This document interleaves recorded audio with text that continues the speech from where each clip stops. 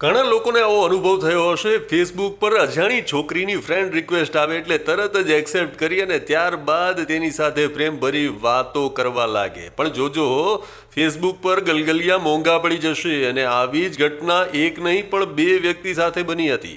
કામરેજ વિસ્તારમાં ફરી એક વખત એક સાથે હની ટ્રીપની બે ઘટના બની હતી, જેમાં એક મુંબઈનો અને અમદાવાદનો વ્યક્તિ આ પ્રેમજાળમાં ફસાઈ ગયો અને ત્યારબાદ તેની પાસેથી રૂપિયા પડાવી લેવાયા હતા.